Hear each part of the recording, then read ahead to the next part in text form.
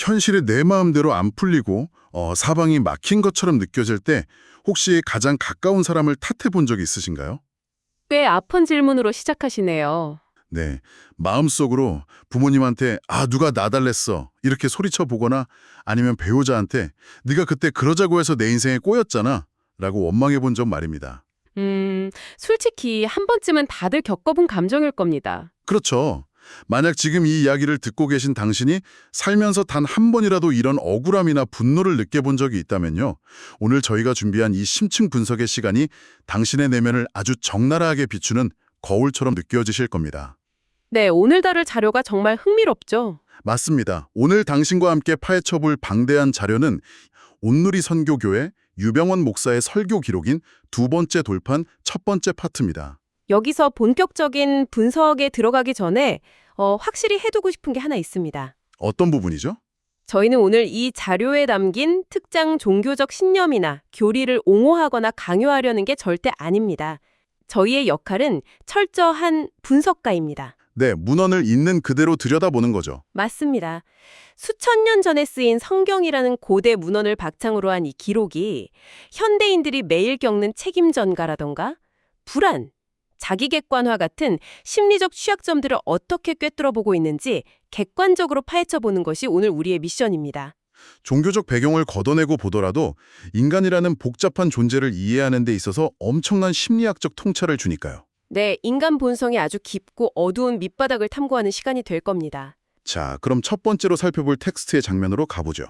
민수기 13장과 14장에 나오는 가나안 정탐꾼 이야기입니다. 아주 유명한 일화죠. 네, 모세 시대의 이스라엘 백성들이 그토록 꿈꾸던 가나안 땅을 코앞에 두고 12명의 정탐꾼을 보냅니다.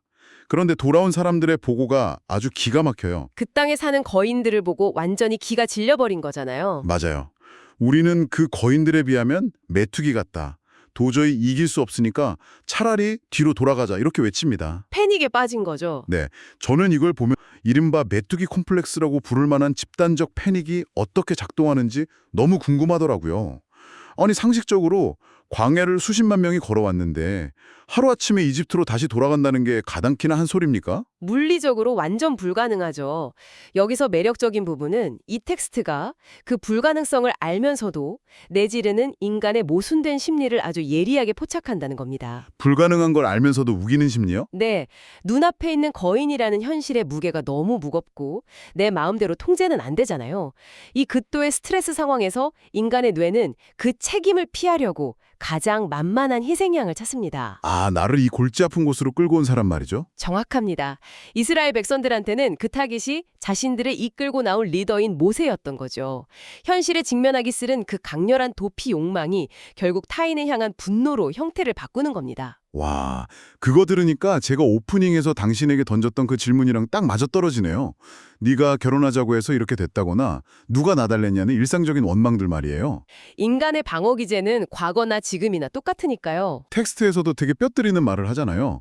세상에서 제일 내 맘대로 안 되는 통제불능의 존재가 바로 맞아요. 내 옆사람. 내 맘대로 움직여주지도 않으면서 끊임없이 팩트 폭력을 말리잖아요.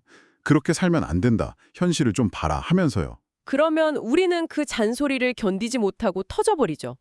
나 좀 그냥 이대로 살게 내버려둬라 하고요. 그게 바로 애굽으로 돌아가자고 부르짖던 그 마음이랑 완벽히 일치한다는 거네요. 네, 그 밑바닥에는 내 방식대로 통제할 수 없는 세상에 대한 거대한 좌절감이 숨어 있는 겁니다.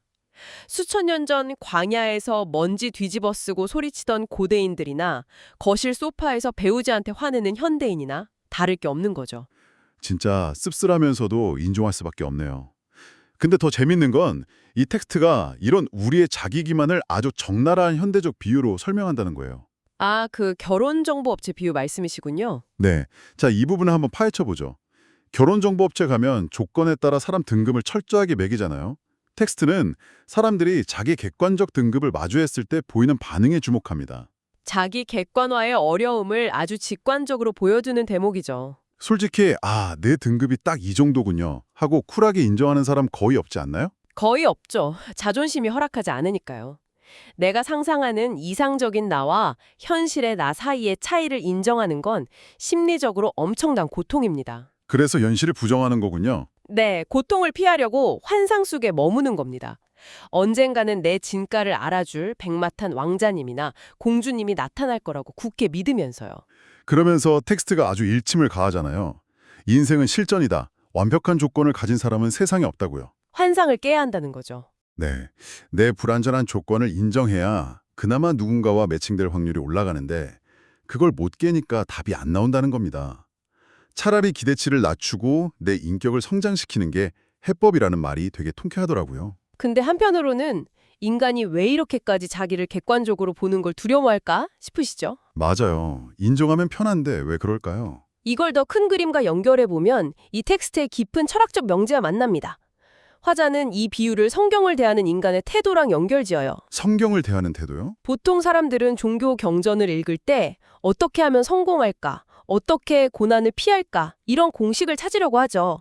근데 성경의 본질은 그게 아니라는 겁니다. 그럼 뭐죠? 성경은 나는 누구인가를 묻게 만드는 아주 무자비한 거울이라는 겁니다. 거울이라? 아, 내 진짜 모습을 비추는 거울이요? 네, 내 밑바닥에 있는 이기심이나 두려움을 낱낱이 보여주는 도구인 거죠.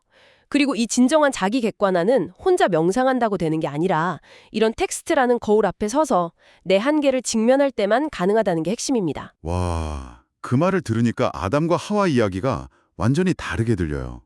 사실 우리는 속으로 왜 쟤네는 저런 짓을 해서 우리까지 고생시키나 남 탓하잖아요. 쟤네가 바보라서 그렇다고 선을 그쳐. 내가 저기 있었으면 절대 서납고 안 먹었을 텐데 하면서 남의 옛날 이야기로 치부해버리는데 이게 거울이라고 생각하면 이야기가 180도 달라지네요. 텍스트는 우리가 그렇게 과거 사람들을 심판하려는 태도를 정면으로 꼬집습니다. 아담과 하와의 타락이나 정탐꾼들의 두려움은 단순한 범죄 기록이 아니에요. 그럼 뭐죠? 유혹에 무너지고 두려워서 남 원망하는 그 나약한 모습이 곧 현재를 사는 우리 자신의 엑스레이 사진이라는 걸 보여주기 위한 장치라는 겁니다. 근데 여기서 약간 반발심이 생길 수도 있을 것 같아요. 청취자분들 중에서도 아무리 그래도 걔네가 잘못한 건 팩트인데 그걸 비판하는 게 그렇게 나쁜 건가? 억지로 내 모습이라고 끼워 맞추는 건 과도한 죄의식 주입 아닌가 하실 수 있거든요. 아주 타당한 지적입니다. 근데 방금 말씀하신 그 반말심, 즉 나는 그들과 다르다고 선을 긋고 싶어하는 심리 자체가 가장 강력한 방어 기제입니다. 아, 나도 모르게 나를 보호하려고 하는 거군요. 텍스트가 남을 비판해서 내 도덕적 우위를 확인하려는 본성 자체를 부정하는 건 아닙니다. 다만 내 안의 취약성은 외면하고 남만 비난하면 자기 성장의 기회를 영원히 놓친다는 거예요. 내가 싫어하는 타인의 모습에서 내 그림자를 봐야 비로소 변화가 시작된다는 뜻이네요. 맞습니다. 그럼 이 텍스트가 들이미는 또 다른 아주 뼈아픈 거울, 출애굽기 32장의 금송아지 사건으로 넘어가 보죠. 이 텍스트의 하이라이트 중 하나죠. 네, 리더인 모세가 산에 올라가서 안 내려오니까 백성들이 패닉에 빠집니다. 모세가 죽었는지 살았는지 모르겠다?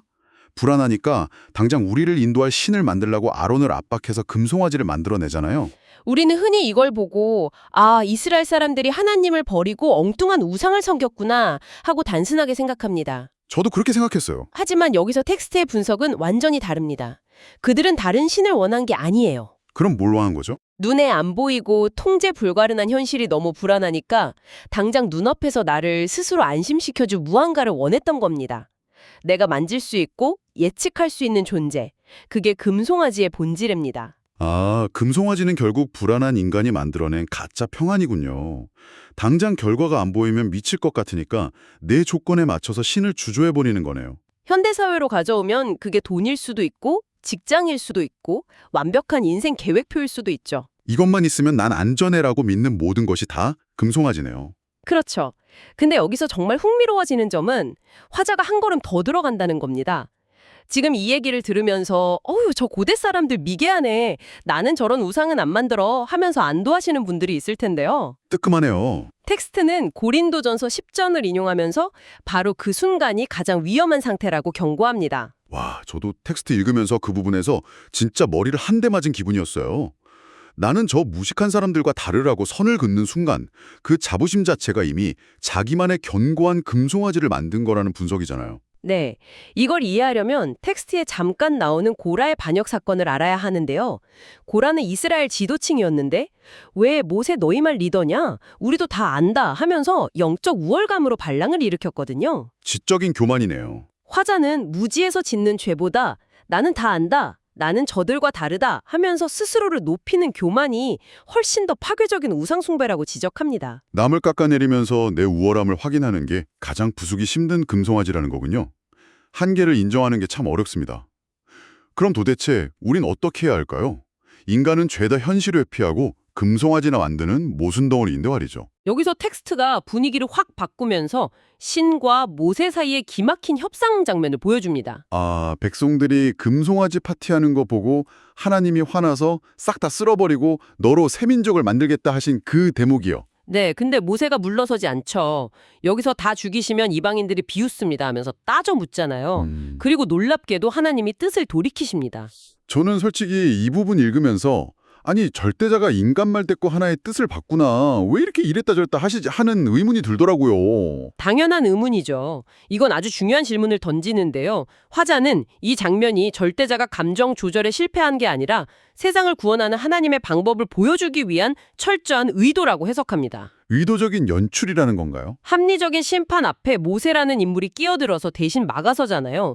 이렇게 심판자와 죄인 사이에 서는 존재, 즉 중보자를 통해서 무너진 관계를 회복시키는 게 구원의 핵심이라는 겁니다. 아까 고라의 반역 때도 전염병 돌 때 아론이 산자와 죽은 자 사이에 서서 재앙을 멈췄던 것처럼요. 정확합니다. 아, 이 모든 위기가 중보자의 역할을 훈련시키는 무대였군요. 결국 이게 다 무슨 의미일까요? 지금 당장 지옥철 타고 출근하는 당신, 팍팍한 일상을 사는 당신과 저한테 이 수천 년 전 서사가 무슨 상관이 있냐는 거죠. 그 답을 주려고 텍스트는 고린도전서 10장 13절을 가져옵니다. 사람이 감당할 시험 밖에는 당한 것이 없다? 시험 당할 즈음에 피할 길을 내신다는 구절이죠. 기독교인들이 되게 좋아하는 구절이잖아요. 맞아요. 근데 다들 이걸 신이 내 고통을 마법처럼 없애주실 거다로 오해합니다. 하지만 텍스트는 현실의 문제는 그대로 있다고 단호하게 말해요. 시험이 없어지는 게 아니군요. 대신 그 고통을 감당할 수 있게 숨막히는 현실 속에 피할 길을 주신다는 겁니다. 이스라엘 백성한테는 그들 사이를 막아선 모세가 피할 길이었던 것처럼요. 잠깐만요. 그럼 현실의 골치 아픈 가족이나 직장 동료들 사이에 청취자인 당신이 던져진 이유가 설마 당신 본인이 그들을 위한 모세, 즉 피할 길이 되어줘야 한다는 뜻인가요? 이거 너무 가혹한 거 아닙니까? 나 하나 건사하기도 힘든데요? 무겁고 피하고 싶은 결론이죠. 하지만 관점을 완전히 뒤집으라는 겁니다. 왜 내 주변엔 이런 진상들만 있나 피해자 코스프레를 할 것인가? 아니면 이 답답한 현실에 내가 덩그러니 남겨진 이유가 그들의 무너짐을 막아설 해답으로 중보자로 보내졌기 때문이라는 걸 깨달을 것인가? 와, 이건 억울한 피해자에서 내 삶의 목적을 주도적으로 찾아가는 존재로의 거대한 전환입니다. 내 존재 자체가 문제투성의 현실에 던져진 해답이다. 진짜 묵직하네요. 우리는 늘 외부에서 마법 같은 공식을 찾았는데 결국 도달한 결론은 이 결함 많은 현실을 버텨내는 강신이라는 존재의 가치였네요. 맞습니다. 자, 오늘 여정을 짧게 요약해 보겠습니다.